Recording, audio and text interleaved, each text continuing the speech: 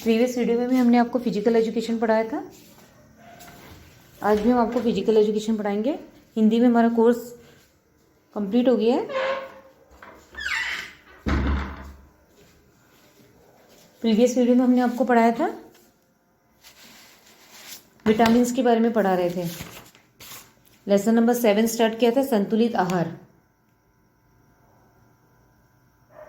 संतुलित आहार के बारे में हम प्रोटीन विटामिन्स के बारे में पढ़ रहे थे, जिसमें हमने आपको वसा,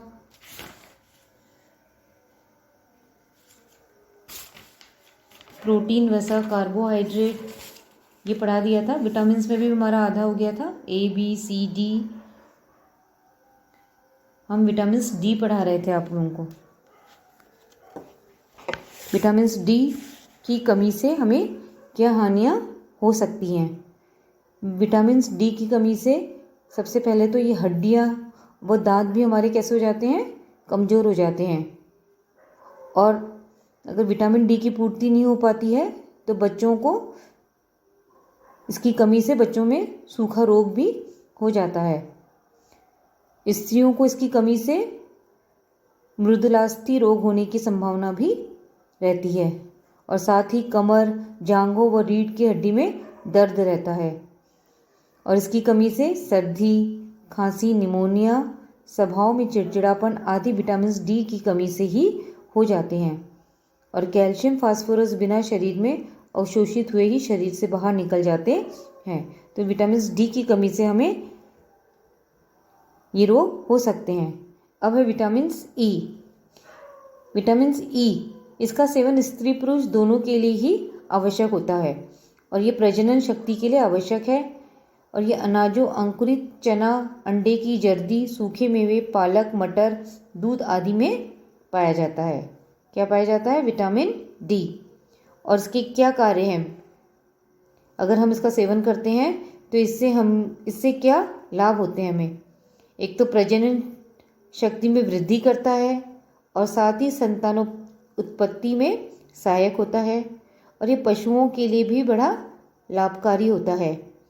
पशुओं के शारीरिक विकास में ये सहायक होता है और ये पशुओं की मांसपेशियों को मजबूत भी बनाता है। मतलब विटामिन ई के सेवन करने से ये हमें फ़ायदे होंगे। और साथ ही हमें इसके हानियाँ भी हैं। जहाँ लाभ होता है वहाँ हानियाँ भी होती हैं। और इससे क्या हानि हो सकती है?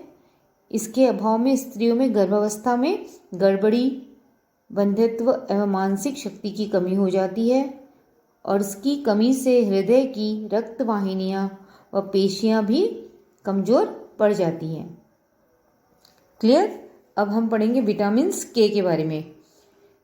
ये विटामिन्स रक्त के जमने में सहायक है और गर्भिणी स्त्रियों व दूध पिलाने वाली माताओं को इसकी आवश्यकता होती है।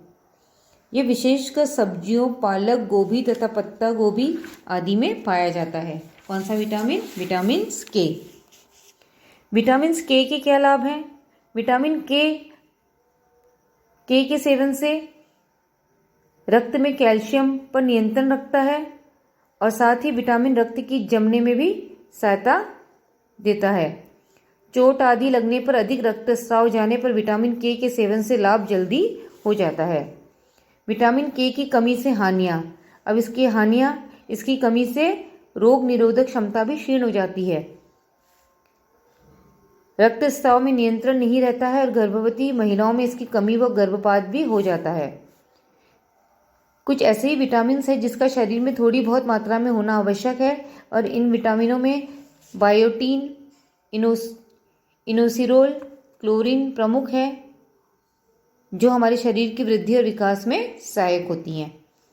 तो हर विटामिन में अपनी विशेषताएं होती हैं और भोजन में हमें कोशिश करनी चाहिए कि जो हम आहार ग्रहण करते हैं उसमें हमें अधिक से अधिक विटामिन्स मिले। ठीक है। अब है संतुलित भोजन का निर्धारण। संतुलित भोजन का निर्धारण हम कैसे करेंगे? सबसे पहले है आयु के अनुसार, क्योंकि बालक आयु के अनुसार ही बच्चा है, ये मनुष्य है, कोई भी मानव जीव है वो अपनी आयु के अनुसार ही भोजन ग्रहण करता है ना। जो छोटे बच्चे होते हैं वो बड़े के जितने नहीं खा सकते हैं, जो बड़े होते हैं वो छोटे बच्चों के जितना उनका डाइट नहीं हो सकता है। तो आयु के अनुसार भी मनुष्य अपने खाद्य पदार्थ को ग्रहण करता है। विकासोन्मुख बालकों के प्रति किलो भार के अनुसार सभी पोषक तत्वों की आवश्यकता होती है। क्यों? क्योंकि बढ़ने वाले बच्चे होते हैं, उनमें शारीरिक वृद्धि होती है, इसलिए उन्हें अधिक से अधिक सभी पोषक तत्वों की उन्हें आवश्यकता होती है। 25 वर्ष की आयु के पश्चात ही कैलोरी की आवश्यकता क्रमशः कम होती जाती है। 25 वर्ष तक के पश्चात ही उसमें क्या कमी होती है? कैलोरी की। और प्रौढ़ व्यक्ति को बच्चों, युवकों की अपेक्षा हल्के भोजन की आवश्यकता होती है ना। जो प्रौढ़ व्यक्ति हैं, जो बुजुर्ग इंसान है, वो गरिष्ठ भोजन नहीं कर सकते, उन्हें कैसे भोजन की आवश्यकता होती है? हल्के भोजन की। अब लिंग के अनुसार है, लिंग मीन्स स्त्री और पुरुष की भी भोजन की क्या मात्रा अलग अलग होती है। इसका कारण यह है कि एक तो पुरुष शारीरिक दृष्टि से स्त्री की अपेक्षा अधिक लंबाई तथा भार वाले होते हैं, और दूसरे वे शारीरिक तथा मानसिक परिश्रम भी अधिक करते हैं। मीन्स कि स्त्री और पुरुष का जो डाइट है वो एक जैसा सेम नहीं होता है। स्त्री पुरुष के बराबर डाइट नहीं खा सकती है, और पुरुष भी स्त्री के बराबर डाइट नहीं ले सकता है। ठीक है। अब आकार, कुछ व्यक्ति पतले व लंबे होते हैं तथा कुछ नाटे व मोटे होते हैं। तो पतले और जो लंबे व्यक्ति होते हैं उन्हें कार्बोज व वसा का पर्याप्त मात्रा में लेना चाहिए, और जबकि नाटे व जो मोटे व्यक्तियों के लिए भोजन में वसा कम व विटामिन अधिक होनी चाहिए। ऐसे इनके कुछ कार्य हैं। कार्य के अनुसार भी है ना, हमने आयु के अनुसार पढ़ा कि आयु के अनुसार भी मनुष्यों को प्रोटीन लेना चाहिए, और लिंग के अनुसार, आकार के अनुसार, अब कार्य के अनुसार, क्योंकि जो मनुष्य ज़्यादा शारीरिक वर्क करता है उसे अधिक डाइट की आवश्यकता होती है। उसके अकॉर्डिंग जो कम शारीरिक परिश्रम करता है, जिसका मानसिक परिश्रम अधिक होता है। कुछ व्यक्ति शारीरिक कार्य तथा कुछ व्यक्ति मानसिक कार्य करते हैं, अतः इन दोनों ही प्रकार के परिश्रम करने वालों के लिए भोजन में अंतर होता है।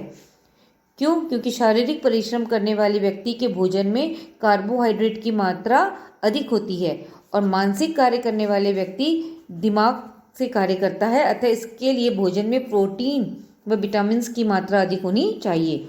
जो शारीरिक श्रम करता है उसके भोजन में कार्बोहाइड्रेट की मात्रा अधिक होनी चाहिए, और जो दिमागी कसरत करता है उसके लिए उसके आहार में प्रोटीन व विटामिन की मात्रा अधिक होनी चाहिए।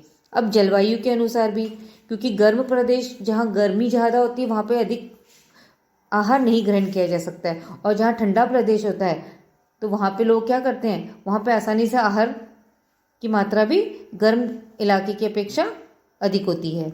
जैसे विभिन्न भौगोलिक परिस्थितियों का भी आहार के तत्वों की मात्रा पर प्रभाव पड़ता है।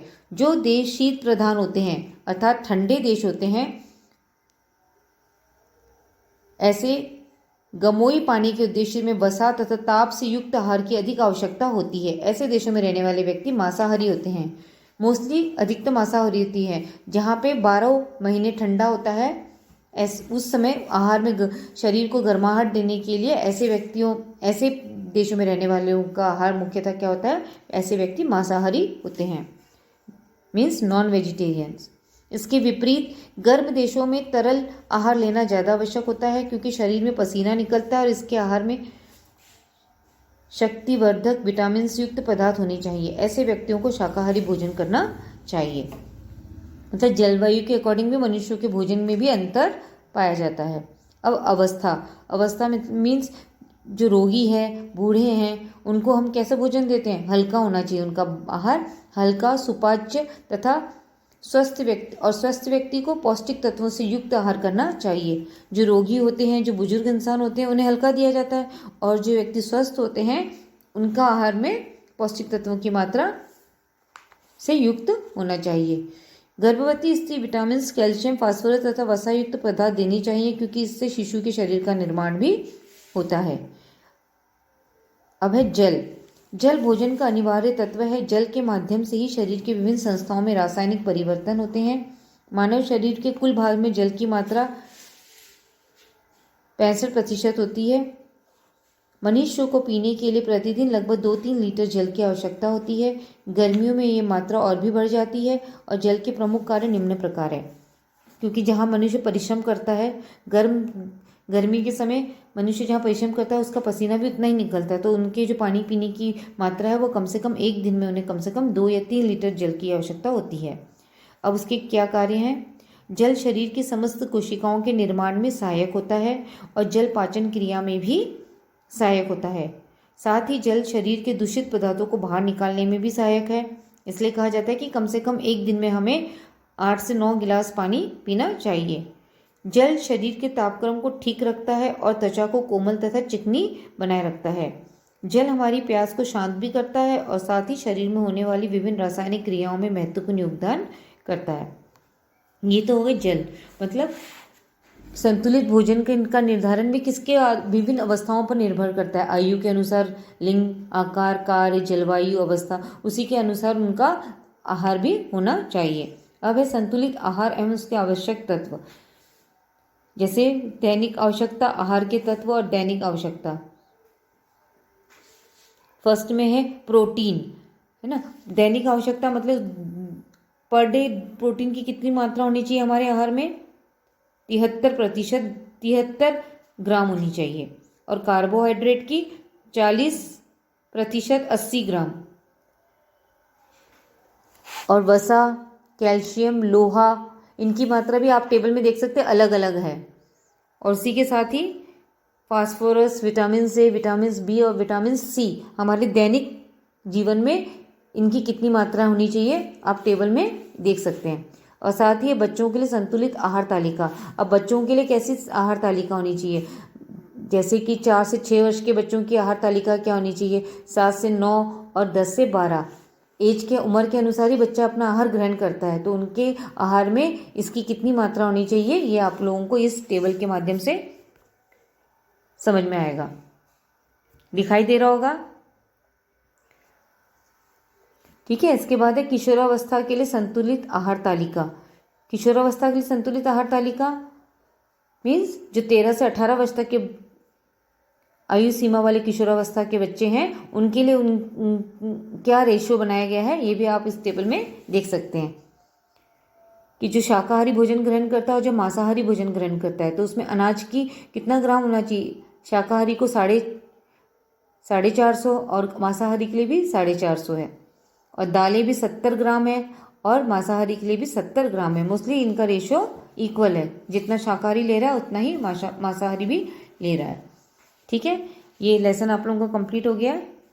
एक्सरसाइज में लॉन्ग क्वेश्चंस तो आप लोगों को करना ही है और जो टिक द करेक्ट है वो आप लोग अपने बुक में ही करेंगे और लॉन्ग क्वेश्चंस आप लोगों को अपनी कॉपी, फिजिकल एजुकेशन की कॉपी में करना है। क्लियर? और सभी को पता है कि 8 मार्च से आप लोगों के एनुअल एग्ज़ाम स्टार्ट हो रहे हैं। अभी भी जो बच्चे 9th में ऐसे 1-2 बच्चे हैं जो अभी भी नहीं आ रहे हैं वो रेगुलर आए स्कूल। प्रैक्टिकल चल रहे हैं स्कूल में और प्रैक्टिकल भी लगभग 1-2 ही प्रैक्टिकल बच्चे हैं, उसके बाद इन लोगों के सीधे एनुअल एग्ज़ाम स्टार्ट हो जाएंगे। इसलिए जो बच्चे अभी भी ध्यान नहीं दे रहे हैं वो रेगुलर स्कूल आए, नहीं तो कंटिन्यू नहीं कर पाएंगे। क्लियर?